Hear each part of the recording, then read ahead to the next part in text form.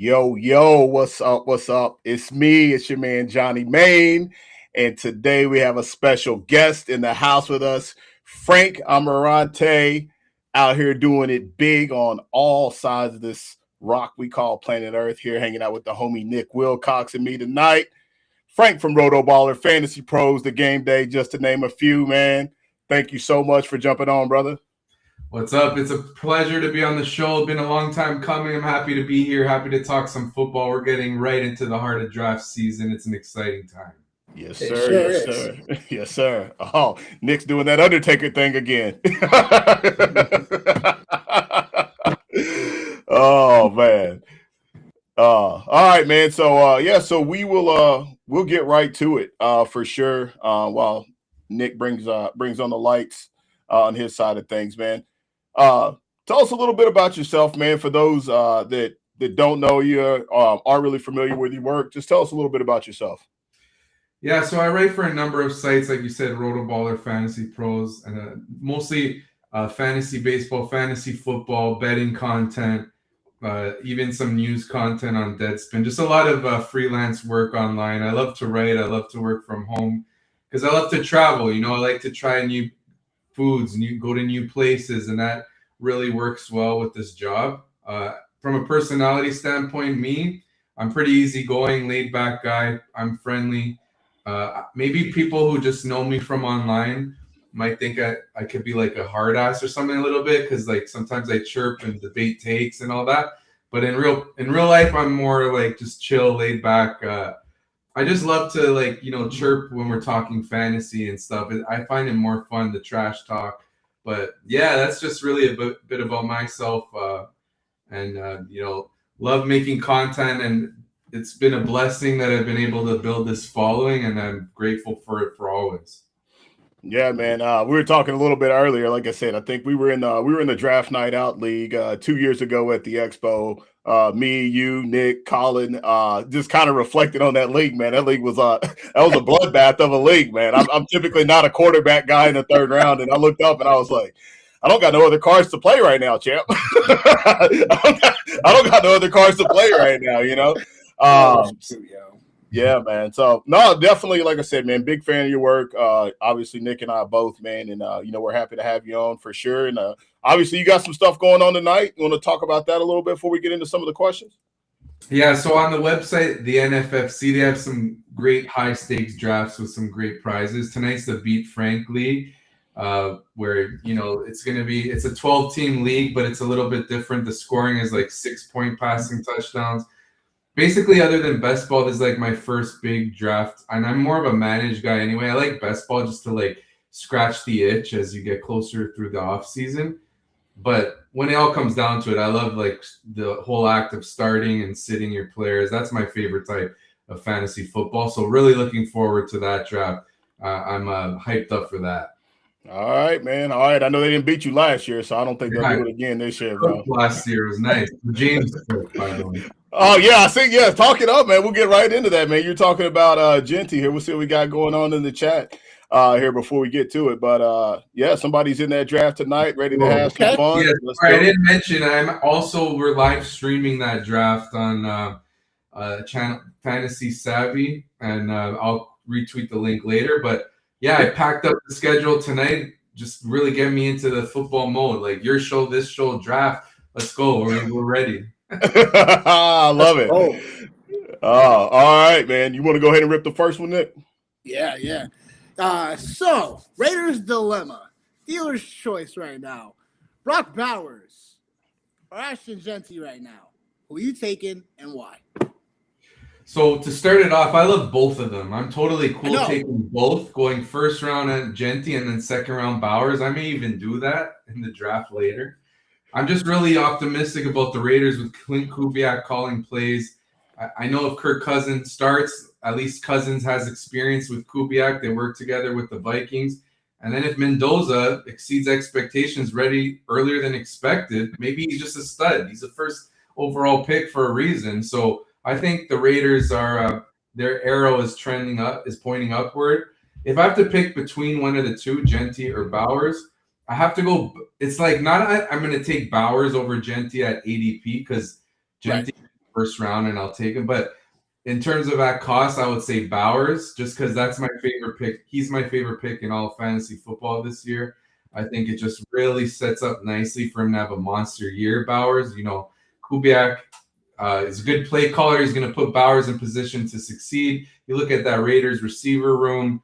I mean, Jalen Nailor? Like, there's not really much. No. Bowers is just going to dominate targets and really give you that crazy advantage at such a weak position in tight end. And I really love taking Bowers throughout the second round. He's been my most rostered player in the best ball drafts. And if you're in the draft tonight, I'm going to be looking at Bowers. Right now, Bowers is my tight end 2, technically, and the 19th overall guy on my thing. So I think that's pretty solid.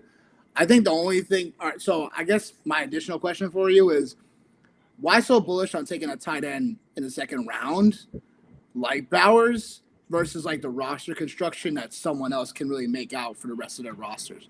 Why so like gung-ho about that?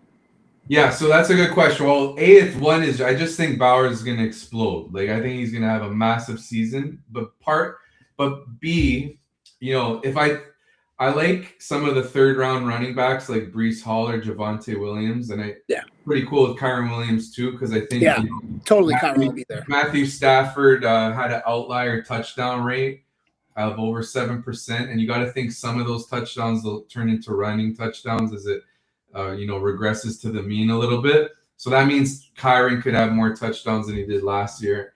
But anyway, to the roster construction point, it's just that I like those running backs in round 3, and I like some of the receivers in like round 5 and 6. Like, I love Roma Dunze and Marvin Harrison Jr., and I like Brian Thomas Jr. I like those post-hype, either former highly touted prospect, or they had a good rookie year and then they struggled in year 2. I like buying back in. So really, that's where I make up ground. Is I think those year 3 receivers are good targets. So in my build, I'm cool with getting Bowers in round 2 just because I like those players later on. Yeah, makes sense. Yeah, dude.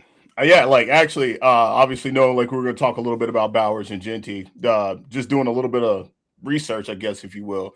There were some things that really stood out to me because on the surface, right, like you think like a Brock Bowers season last year and you're kind of like, all right, not really what I was expecting. But then when you break it down from the tight end position, it actually wasn't really that bad at all. He was second amongst tight ends in end zone targets, 42% target share inside of the red zone. And then one of the 2 stats that were really interesting to me, and then, hey, we can move on, we can chop it up or whatever, but he was isolated 35 times on one side of the field, had 9 targets for 5 receptions and 2 touchdowns. And you talk about Clint Kubiak and that offense and him being a play caller.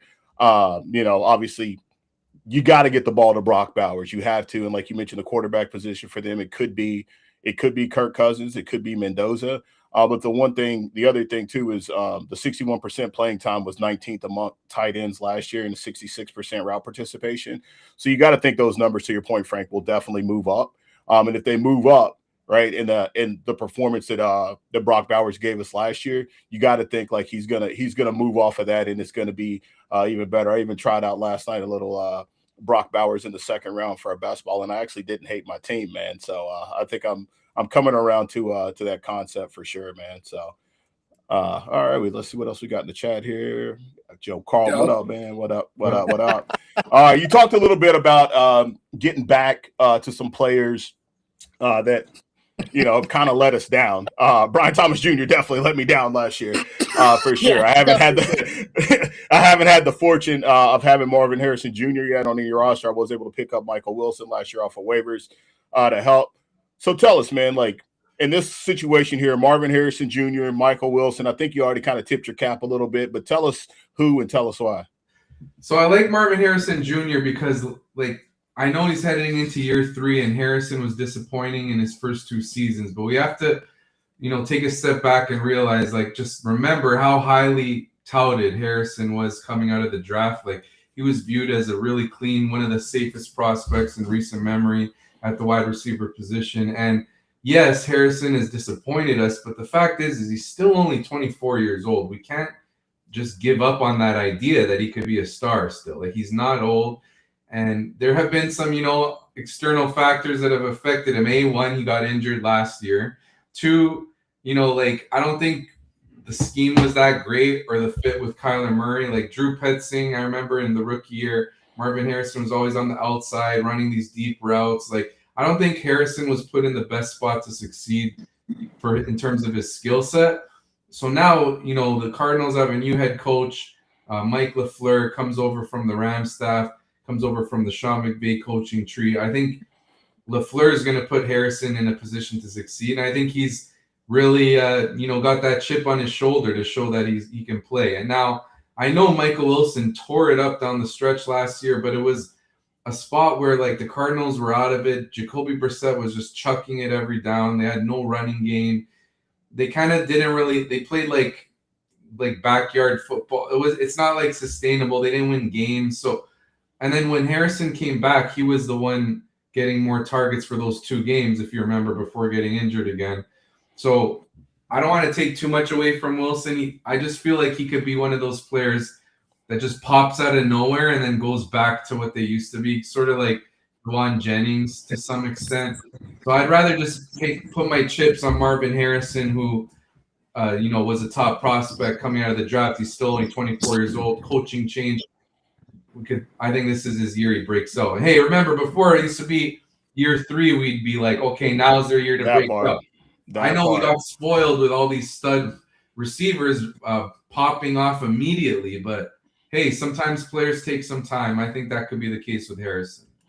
Yeah, I've always been the one thing like for Marvin Harrison Jr. for me that I've always paid attention to is just like his utilization inside the red zone, which seems to be like a common theme for some of the pass catchers that we're talking about that you have ascending. Marvin Harrison Jr. has always been that. He's always been a guy that actually has done pretty good against man coverage inside the red zone. And then really, if you take away the games that Michael Wilson played, Marvin Harrison Jr., his numbers look a lot different in that space. And then you have the 4 games where he got hurt. If you take those games out of the equation, I think he goes from like wide receiver 40 overall in points per game to like wide receiver 21.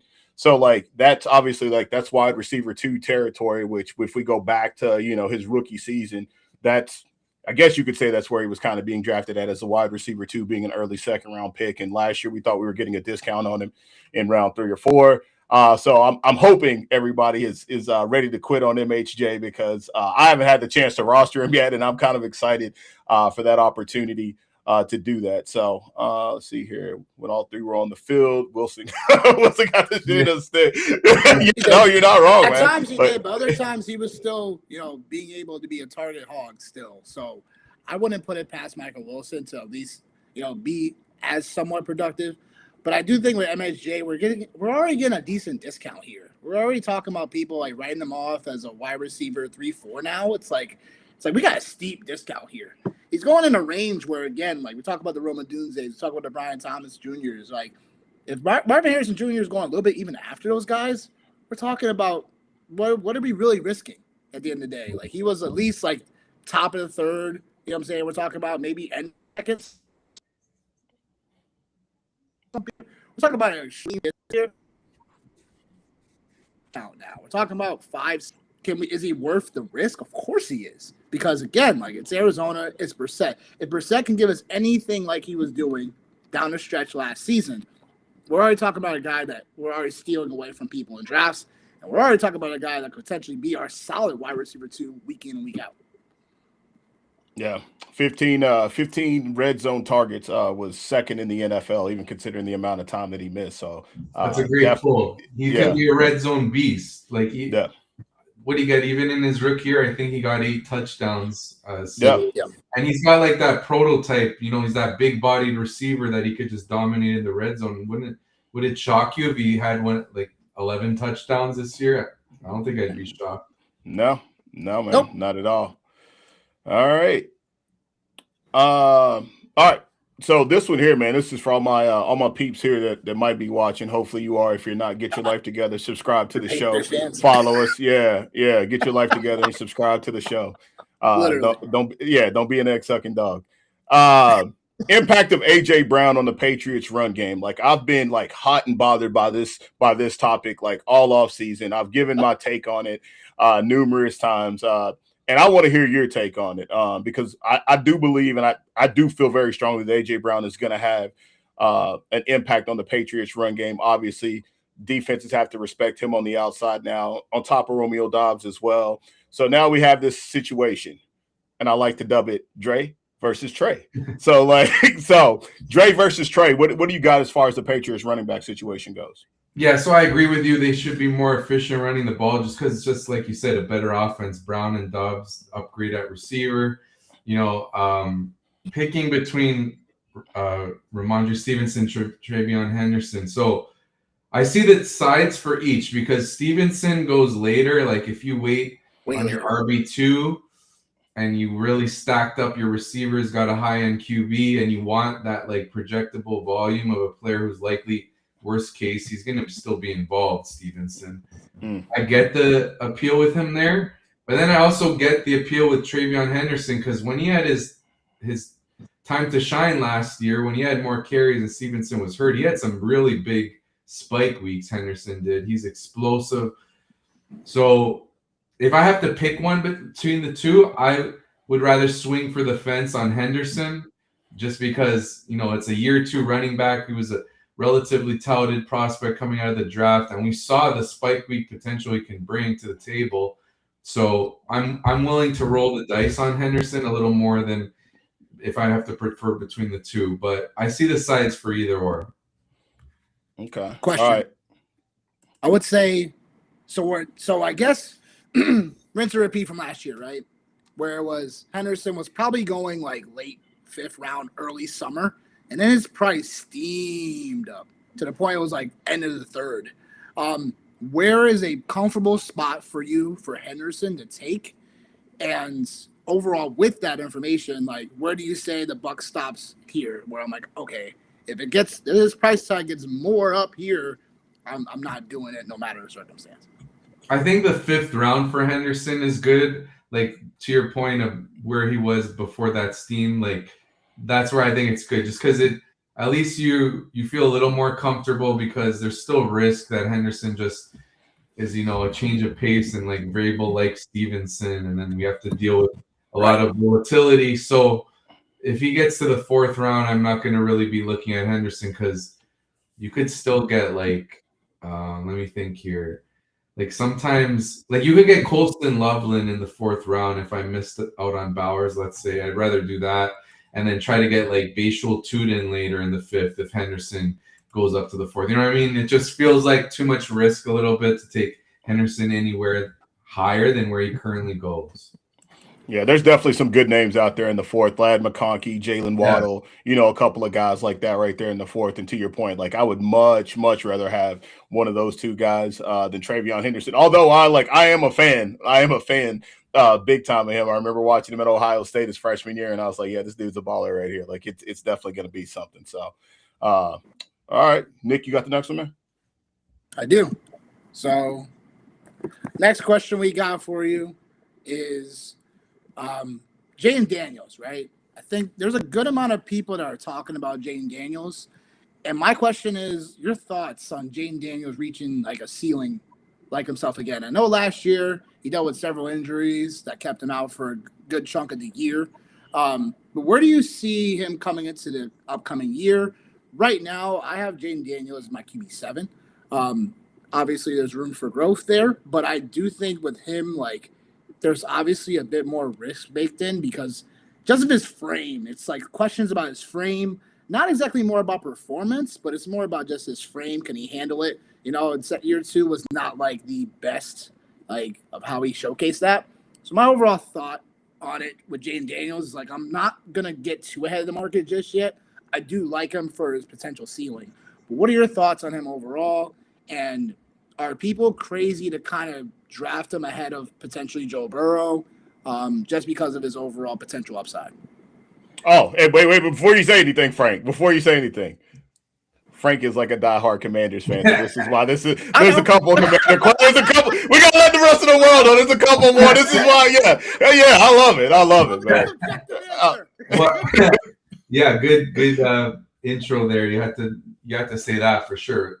I think like I think for one, just from a real life standpoint, people are sleeping on the Commanders a little bit because, like, I know last year everything went wrong, but they were still one win away from getting to the Super Bowl. They're 1 year removed from that. Did they really? Do we think they dropped off to that degree? It was just a combination of injuries and Cliff Kingsbury's scheme felt a little stale. So I think now bringing in David Blau to be the OC, he's shot up through the ranks. And anytime I see that in the NFL where there's like a young coach who just flies through the ranks, I always feel optimistic about how they're going to do.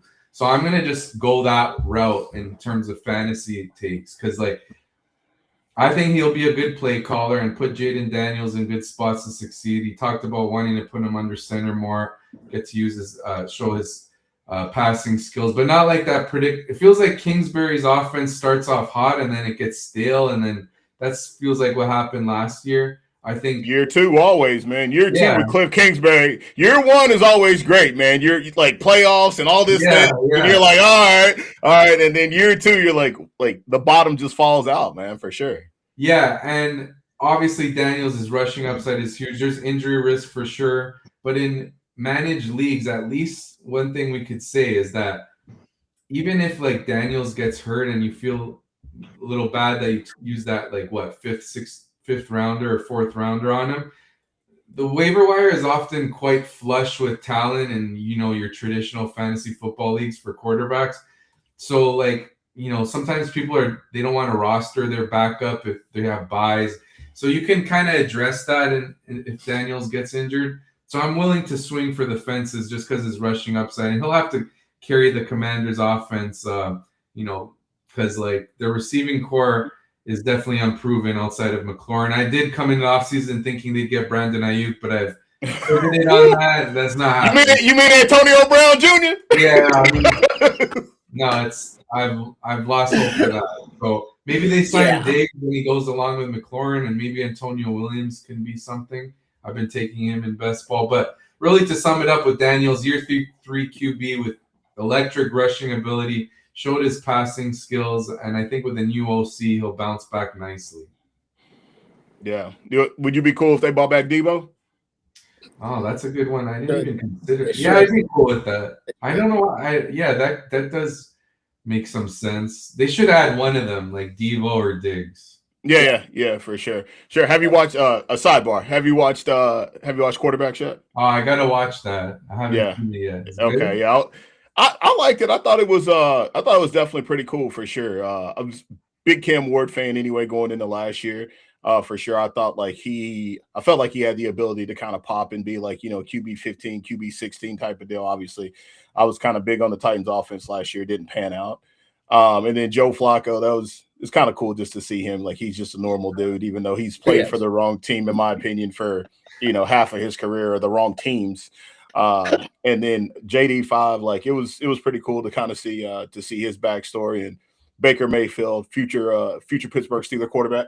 It was definitely cool. So yeah, definitely give it a watch for sure. I was curious if you had any reviews on it, man. Yeah, I gotta check that out for sure. Yeah. All right. So same line with the Commanders, man. Who's the running back to have?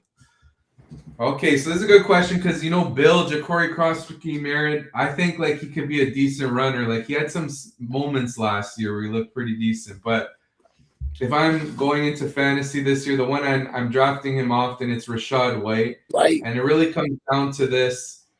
He's the best pass protector that they have. I think that's going to be a priority. And Rachaad White plays that fantasy-friendly type of game. He's a good pass catcher out of the backfield. So even if he's a bit inefficient on the ground, he'll help you catch a few of those passes. Obviously, Rachaad White, college teammate with Jaden Daniels. You have to think like Daniels was in management's ear, like, hey, we got to get this guy, bring White in. So, White, he's had productive years in fantasy under his belt.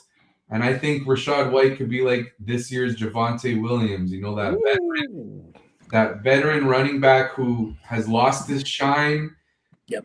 He looks kind of dull, boring. Well, I don't want this guy. He's going to be in a committee. And then he ends up, just because he's trustworthy with the coaching staff, with the pass pro and his pass catching out of the backfield. To your point about Daniel's injury risk, you want to help him stay upright. You want that pass protecting run. Hand it off, baby.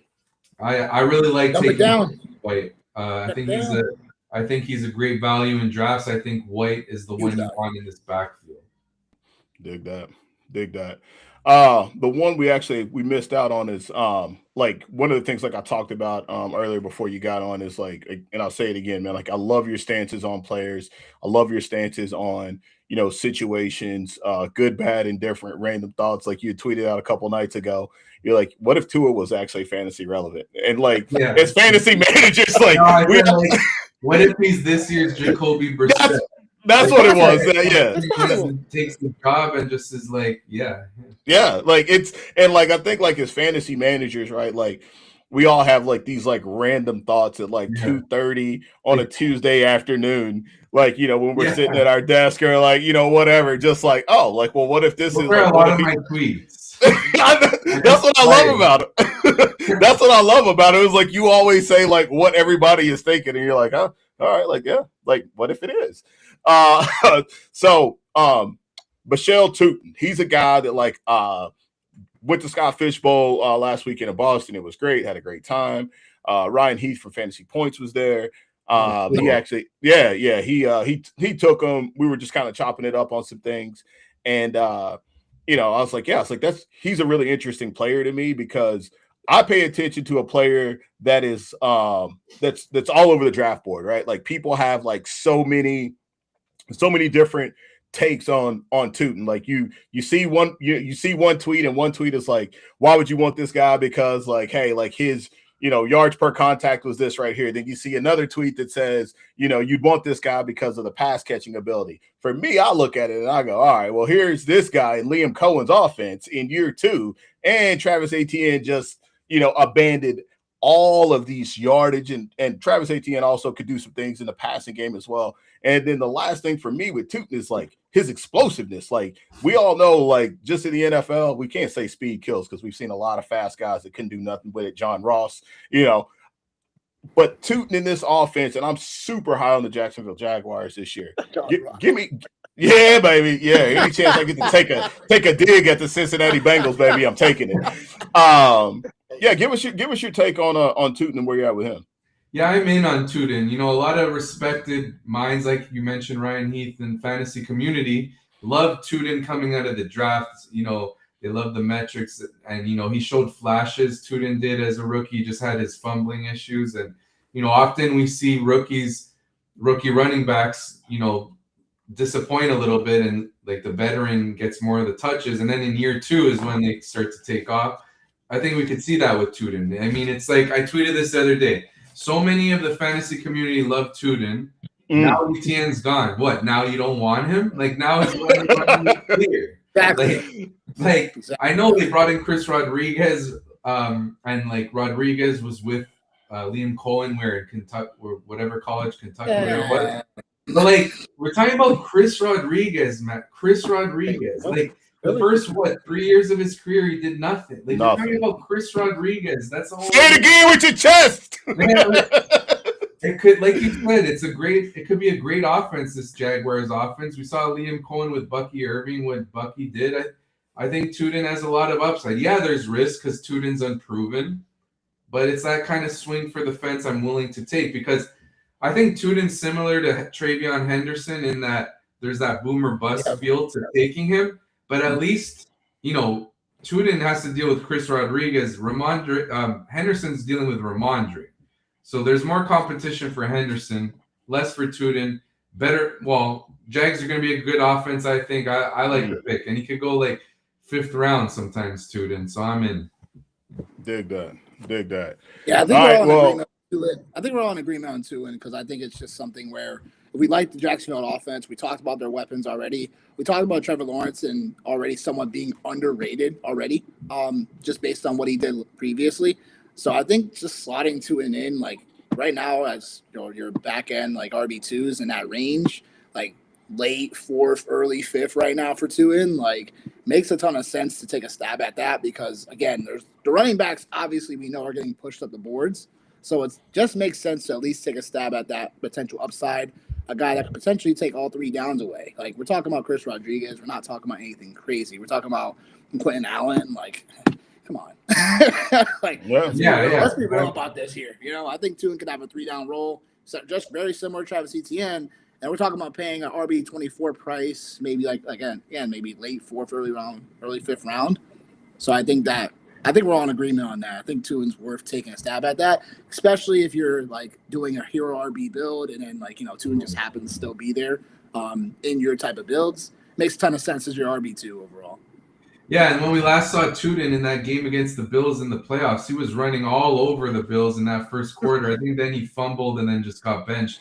But that's something we've seen running backs address in their careers, like Tiki Barber as an example. Ramondre Stevenson. Yeah, Stevenson as well. So if Tudor just addresses that issue, he's going to be probably 15, 17 touches a game in a good offense, and he's explosive. And one more thing, one shout. Coach Speak Index had a quote. Liam Cohen was really glowing about Tudor's explosiveness. So, I get it. He's that unproven name, but there's a lot to like here.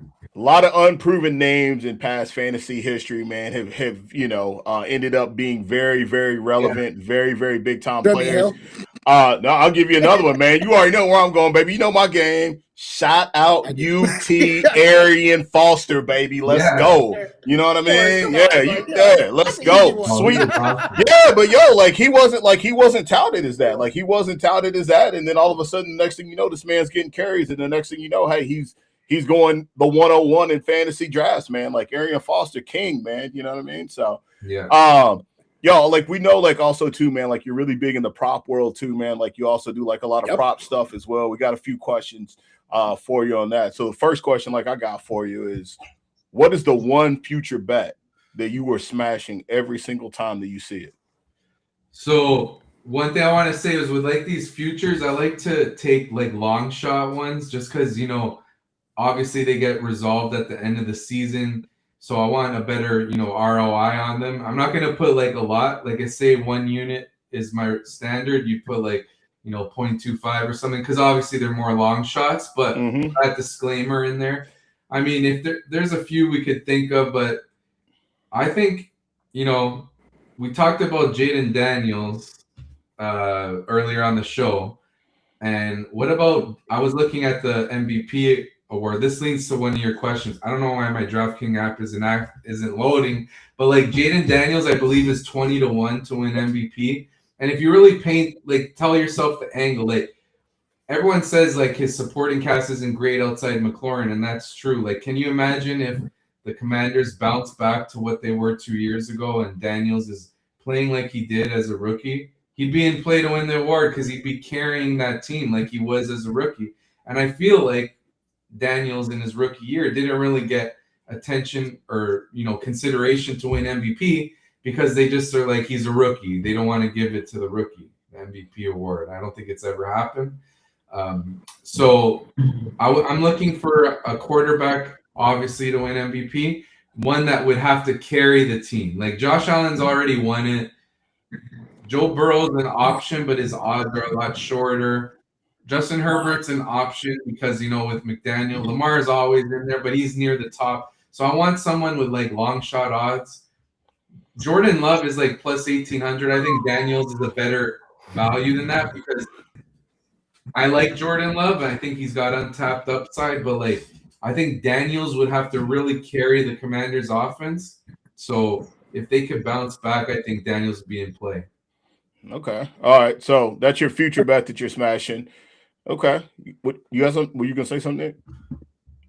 No. I was gonna say the when it comes to futures, who's the division winner that you could probably get some value to right now when it comes to before the season starts, because I think that is also somewhat we could figure out at least division winners, who's potentially going to come out a certain division.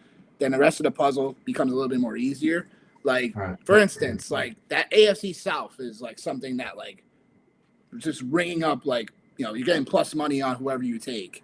For me, I mean Jacksonville plus 245 makes a ton of sense there. But that would be mine. What would you say in terms of the betting market for division winners right now?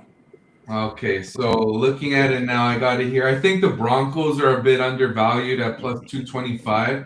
They're third behind the Chargers, or plus 190. Chiefs plus Yep. 160. Broncos, like coming into the draft, I'd be listening to like Daniel Jeremiah talk, and he's like, they don't have any needs. They're so stacked on each side of the ball. And then they bring in Jalen Waddle. So they have a great roster, the Broncos do. That looks like a value to me, especially with, Mahomes coming off the torn ACL, Chargers still unproven. Every year we love the Chargers. And I know I love that. Yeah, I'm starting to fall but I'm a sucker for him. I'm a sucker for him too. They always have some badass running back, man, and the receivers are always sick. And you look at defense and you're like, they're sexy. They're sexy, man. Yeah, so get hurt one by one. I do like them. I just think considering what the Broncos have, and they have a lot of, I saw Greg Rosenthal of NFL just tweet this. They have I think what the tweet was basically their O-line and a lot of their defense is played together for 4 years. So that existing rapport and chemistry is helpful. And it looks like betting markets are undervaluing the Broncos now. If I have to pick one more, I think the Cowboys are going to be a lot better this year. They had they bring in Caleb Downs and Malachi Lawrence really help out that defense. And then a full year of Quinnen Williams. So that defense could be a lot better. You're a Commanders fan, right? I know. Hey, I'm not biased. So I think the Cowboys are going to be much improved. But in terms of most undervalued, I still would go Broncos. All right. So last one, man, with this right here before we get into some different stuff. Who wins it all, man? Who's your Super Bowl winner? Okay, so if I have to just pick a winner, I would say the Rams, just because they were so close last year, and they bring in Myles Garrett and Aaron Donald, who's going to probably come out of retirement. That is a crazy story. What a crazy team.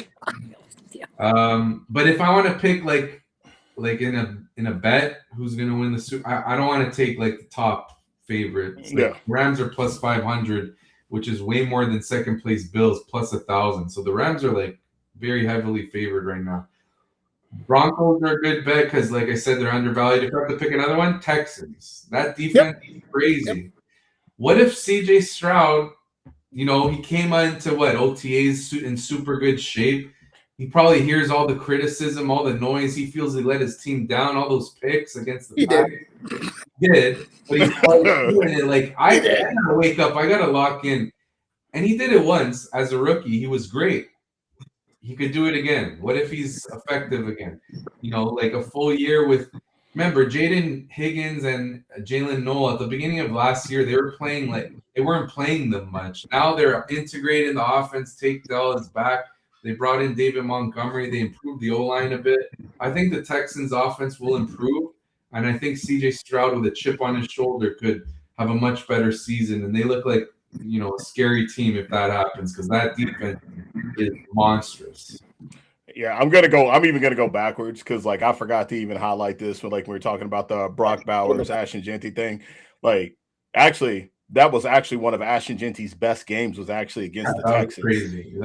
And so if we kind of put that into perspective, and again, I was somebody, and I'm still somebody that's a little bit apprehensive about Genty for sure. But I think I'm opening my eyes a little bit about him, just from that space, right? If he was able to do that against the Texans, the league's best defense, and I don't think it's even up for discussion if they are. I think definitely, the sky's the limit for him for sure. So, yeah. All right, so we got probably about 5 more minutes with you, man. So we're gonna rip off, man, some rapid fire questions here. I'm gonna go, Nick's gonna go. We're gonna try to rip these off as quick as we possibly can for you here. Some of these are gonna be about sports, some of them will be about pop culture, some of them just might be about random stuff. So you ready, man? Here we go. All right, so I'm gonna start. I call this one 4th and 20. Give me your spiciest take, your hottest take of what's gonna happen during the NFL season. Any take, give it to me. Oof. Okay, let's just get really spicy here. We're going to get really spicy. Fernando Mendoza balls out throughout preseason. Becomes the starter in week 3. Absolutely cooks. And the Raiders squeak in as a wild card. Woo! All right. Woo! Caliente, baby. Caliente. All right, go ahead, Nick. Go ahead, man. position you play in the league. Oh, position out. Oh, sorry. I thought you were going to give a response to my bad. I lost track of the segment. Nope.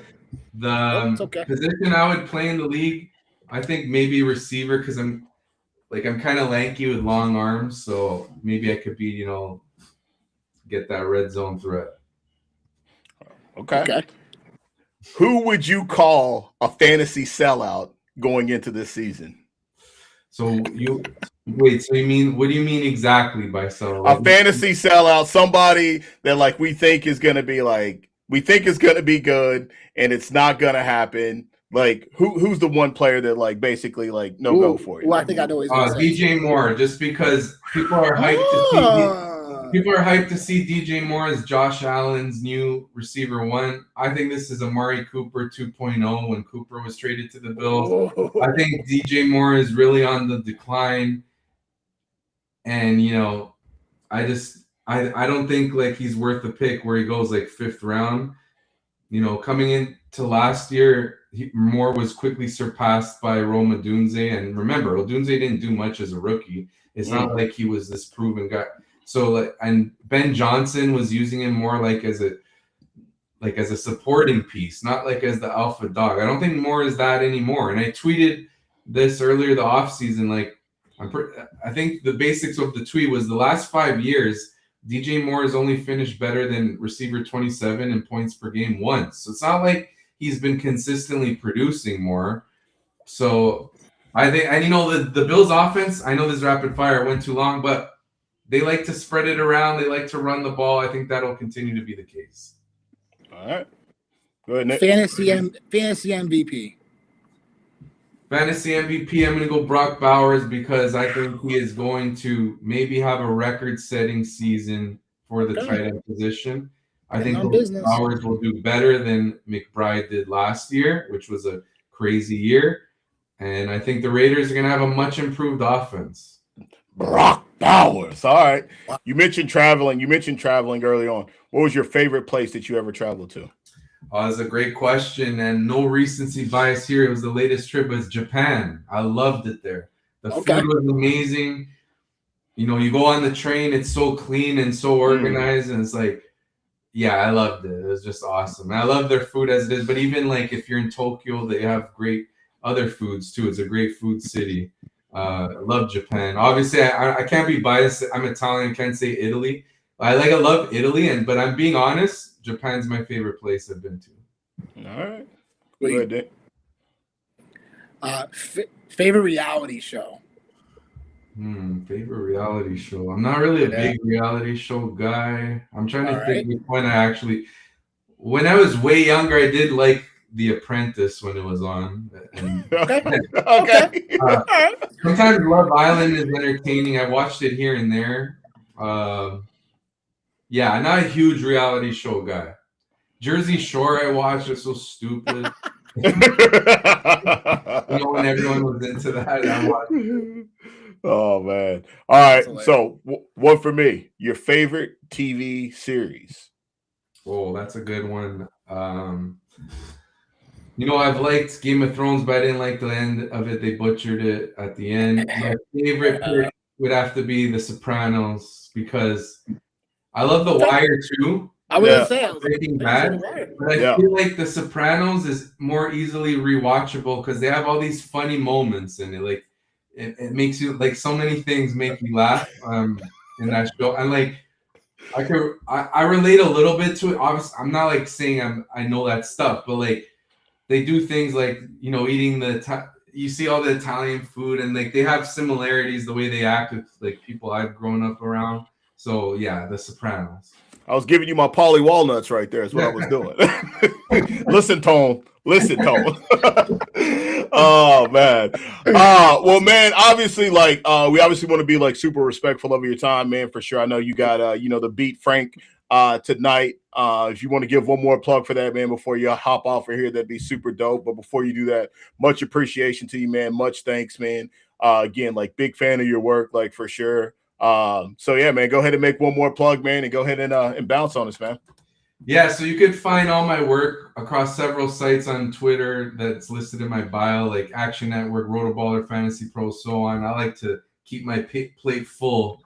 I love making content and talking sports all the time. So if you want to see it, you find it there. If you want to see my Beat Frank Ammirante draft on the NFFC, it's a high stakes league. Top prize is 150K, I think, but that's hard to win. That's overall really hard. Hopefully, you could win it.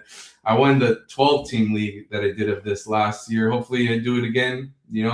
Hopefully, I get Brock Bowers, and it's been a pleasure joining you guys. A long time coming. I got to come on again soon if you'll have me, of course. Of course. Love talking to you guys. Keep crushing it. Yeah, man. Appreciate it. Much love, man, and good luck to you tonight, brother. All right. Take care, Yes, guys. sir. All right.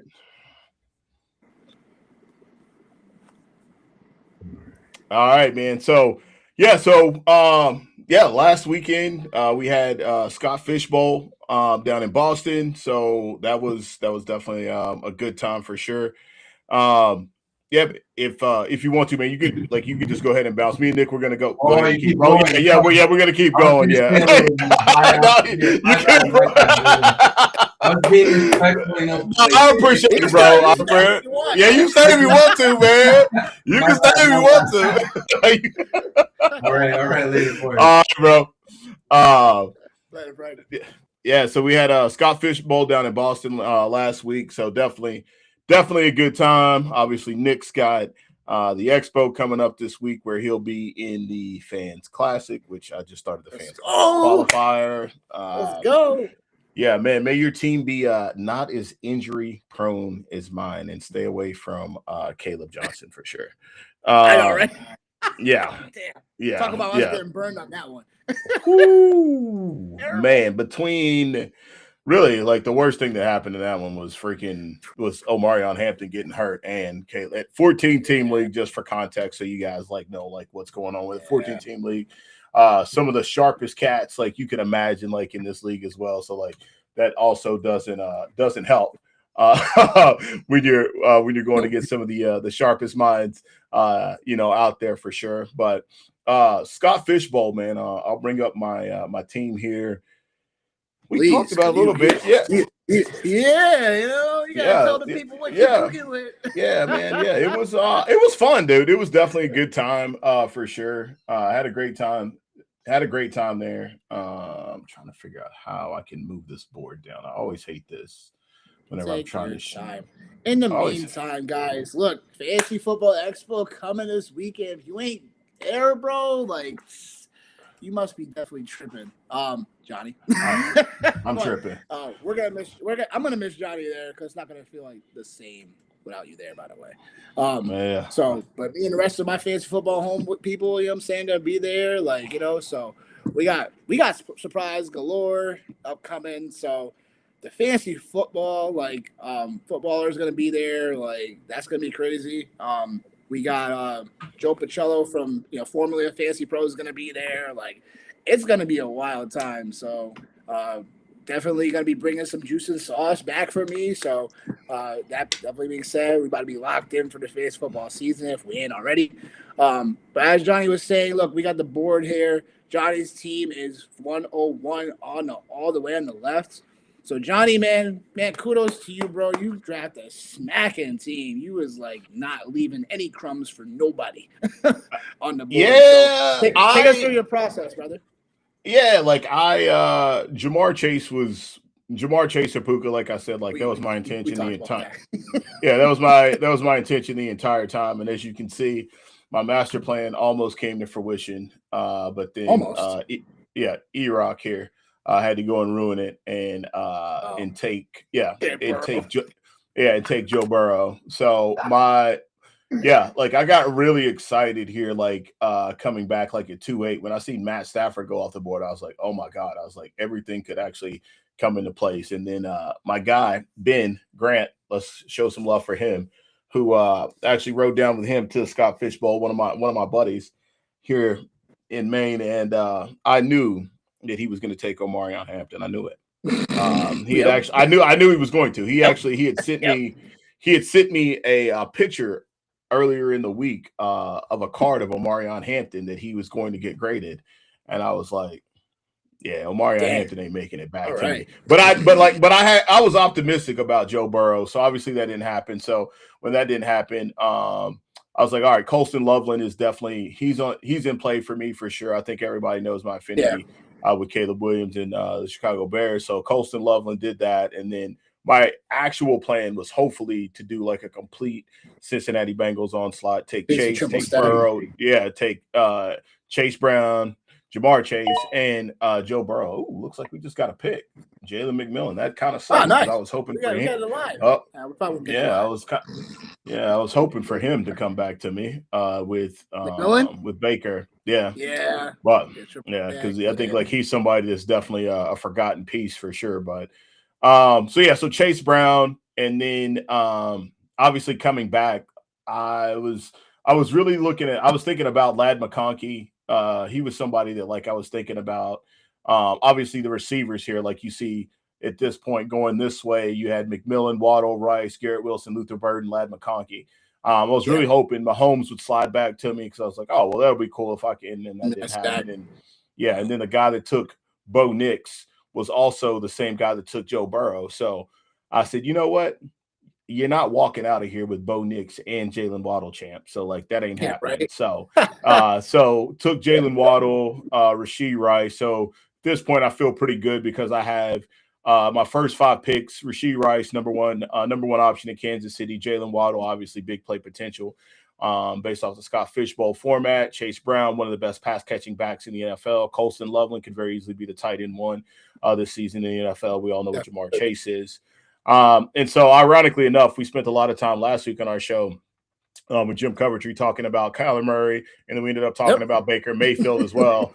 Ironically enough, and at this point, like there literally was like I could have taken Cam Ward. No, you picked him at the right time too. Yeah, it's taking Baker and Kyler like really like at the right time. So I was really excited about that. So I was like, all right, that's cool. And then obviously we moved down. Comes back. Took Parker Washington at this point. The only other player that I really considered Jordan Tyson. He was a guy that I was really considering over Parker Washington in this space. But I just took Parker Washington because, like I said, like I really believe in the Jacksonville Jaguars this year. I really like their offense. And if I can't have Trevor Myers, he went, where did he go? I'm just curious. He went he went later. He definitely went. Yeah, he definitely went. Yeah, he definitely went later. I feel like all those Jacksonville receivers are gonna vacuum, so it's like kind of. It's just funny how Brian Thomas went 6.5. You took him 8.12, and then Myers went 10.10. So yeah, like this, like our board was crazy. Like every board was crazy, but this was really crazy. There was a board. Carlton got who did he get at he got geez, man. I took a picture of it. God, he got a running back at 1.8. Devontae Williams, 8.6. No, it wasn't in this league right here. Oh, it wasn't here. Okay. Who did he get? Oh, he got Bijan at 1.8 in his league. Crazy. What? Yeah, he got Bijan at 1.8, and then he turns around. And gets Ashton Genty in the second round, coming back on the turn. Or I felt it was either on the turn at 2 or either on the turn at 3. But either way, like every board was like so like all over the place, man. That's wild. But yeah, so then like I got TJ Hawkinson, which TJ Hawkinson is somebody that I think 2 years coming off the injury, like better quarterback play, gives me a little bit of a stack option with Kyler. So I had to jump on that. Then I took RJ Harvey at 10-12. Mostly just because of like the pass catching ability. And again, the Broncos offense we were talking about over the last couple of weeks, like in on that offense. I took Jonathan Brooks ahead of a couple of guys. Jordan Addison was really the best play here, but like I was like, if I take Jordan Addison, man, now I've got Kyler, TJ, Jordan Addison, and I was like, I can probably get Jawan Jennings coming back. And as you can see my roster, I was able to get him back. But Jonathan Brooks is just a wild card. Oh, we're getting live action here. Kate Otten. Waiting for the fences. Yeah. And especially in a format like this, I was like, Chuba Hubbard was somebody that like during the offseason. Yeah. I like crazy stuff, man. He actually didn't even have one 100-yard game last year. That's crazy, yo. Yeah, Yeah. he didn't. And like we could talk about like the injury and things like that right there, but also too Rico Dowdle abandoning, all those carries in that yardage. So like Jonathan Brooks, I was listening to D, bro. Everything I end up doing, man, is like me like outside working on my yard, apparently is what my life is consisted of. But just hearing like some of the things like that he was talking about with Jonathan Brooks as far as like explosive run rate, break tackle rate in college, like all of the metrics that matter for running backs, that was Jonathan Brooks in college. And even if Jonathan Brooks, obviously we know the injuries that he's had, but like Chuba Hubbard, like he still worth it. Like, yeah, like especially in this format. So I took a swing with him, came back around. Matthew Golden was still on the board. Talked a lot about second and third year wide receivers. Matthew Golden is somebody, when you look at the Green Bay offense, obviously there's a lot of mouths to feed, but again, like in this format where really it rewards you for big plays, Matthew Golden is somebody that, going into year 2, like he can be a little bit better. Romeo Dobbs, obviously. Competition's like cleared out though. Dobbs is in New England now. You know what I'm saying? You're topping on Wicks is out in Philly. So we're really talking about 3 wide receiver sets with Golden potentially in them. So a chance to be wide receiver 2 in 2 wide receiver sets out. So there's definitely the possibility of Matthew Golden like potentially breaking out and being 2 wide receiver sets over Jaden Reed. It's definitely possible. Yeah, I was really hoping to get Kenny Gainwell. That's what I was really hoping for, man. I was really hoping for that. Like Brooks and Gainwell, like I just didn't know where Jonathan Brooks was going to be. Like he's a wild card in every draft, right? Like that was the biggest thing. And the only other players that I looked at that I could have been like, all right, like I would have taken over would have been Kenny Gainwell and maybe even Tony Pollard. I would have considered just because Tony Pollard will get a lot of the work. And then obviously I go back to the well with my guy Juwan Jennings. Shout out UT for sure. So I've got a couple players queued up here. There's still some value, still some really good value left out here when you look at the Scott Fishbowl format as far as scoring goes. So I feel pretty good about where my team is at right now and what's going on. So yeah, like it was fun, man. I had a great time for sure. It was definitely good, man, to see like a lot of like, familiar faces like from the Boston area. You'll appreciate this. Probably at least 2 different times I got called Nick and I was like, nope, wrong guy. Hey, yo. Yeah, but it was cool, man. And so I thought that was gonna happen to me this week. Yeah, too, yeah. Oh yes, it's definitely going to. Definitely gonna happen. Like, Johnny, no. Yeah. They're like, oh, well, not necessarily. One guy called me Nick. One guy called me. One guy called me Nick, and then the other guy was like, oh, like you're the guy from Connecticut. I was like, no, I'm the guy from Maine. But yeah, definitely big fun, definitely good time for sure. And now like just in the space of like doing stuff like Battle of the Sexes, doing some drafts with my daughters in that space. So that's actually been pretty funny. Anaya, collecting cards, and she is very familiar with players. We pulled a Garrett Wilson kaboom, and so she's all about Garrett Wilson. So she went Garrett Wilson in the 3rd round. She went Garrett Wilson in the 3rd round. I was like, do your thing, girl. Somewhat value right there. I think like he's a forgotten man. I think he's a guy that like I think we all forgot like really how good he is at football in real life, and especially now like you got a competent quarterback in Geno. So I think that's another discussion for another day. But like I was excited about that. So we got that going on. Obviously got the Scott Fishbowl team going on, and then actually I started the Fans Classic qualifier today. Had the 5 pick, went standard. Went standard as usual, as you would imagine. Puka was off the board, Chase, Bijan, and Gibbs. I was thinking about James Cook or JSN, and I went JSN. I just went JSN because it's just like, like last year I did not have a wide receiver in that space, and 14 picks. Everybody thinks it's cool, but 14 picks is a long. I got pick 13, so yeah. That's where I'm pretty sure. I got a game plan. I'm ready. 12 I'm or ready, yo. 13. I'm good. Yeah, like and They're gonna leave it's me like something good, and I'm gonna get something else back, so we good. We gonna be all right, those yo. drafts are very similar to like Scott Fish Bowls because they're all over the place. Like Yeah.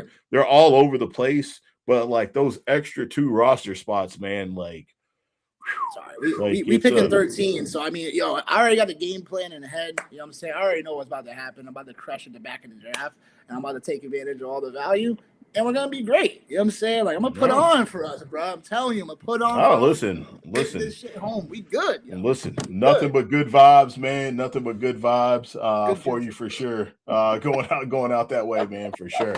For sure. So That's it. yeah. So obviously you're heading out to the expo. Yep. So you'll be out there this week. So actually I don't even know, like what day are you actually getting back? Monday, like afternoonish. Okay. All right. So yeah, so all right, cool. So yeah, so we still have a couple more shows, obviously. Yep. Wednesdays seem to be the days for us, man, to be able to get these heavy hitters on here for sure. Yep. Coventry, Frank, we got more to We got more to come, like come. We got more to come, baby. like We got more to come in come. that space. I think it's been dope just to hear like perspective. Like, it's the hot and cold for DJ Moore. The Rams as the undisputed Super Bowl champs. I think it's been a couple of pretty good takes. Paper champs right now. Paper champs. Hey man, like We'll see. listen, everybody is, man. Everybody is Yeah, until that everyone's second week in undefeated. September, man. When stuff gets real. So we got that. Then we got the homie Fizzle Dollars coming on. Fizzle Dollars, man, all about the dynasty. Dynasty life. Dallas Cowboy fan. Can't wait to have him on here, man. One of the homies we met at the expo a couple years ago for sure. Been waiting to get him on here as well. So he'll be on for Sunday. So we still got the part 2 of the verses for everybody. So we'll get that cooking. And obviously, as things start to kind of progress, man, we'll start to line up for you like our division winners. Our fantasy MVPs, players that like we don't want to leave without all the good. Man, we were getting a lot of action in the stuff. AJ Barner just went. Yeah, man, we're getting a lot of action. A lot of action in the Scott Fish Bowl draft here tonight, man. I love it. I love to keep it moving like this. So we got a lot of other things, man, coming for sure. Man, another pick just happened. If I'm gonna text Ben and just tell him like, yo, like just make the pick, man, so we can maybe make this pick on air. Yeah, we can maybe make this pick on air, man. Before we get out of here. Yeah, we can. Yeah. I would say who I'm going to take, but Ben might snipe me on it. So I'll put that. So let's see here. I mean, no, it's all good, man. There's a lot of really good options I got right here, so I'm cool with however this plays. Either way, so I got a lot of options here. Yeah, man, that's pretty much what I got, brother. I don't have too much more going on, man. For sure. That's a great way to finish it out, my guy. Because look, we got a lot more to come. Like we said, we got some special guests coming our way, and we're about to drop all our knowledge. So you know what I'm saying? Y'all follow us on the Twitter.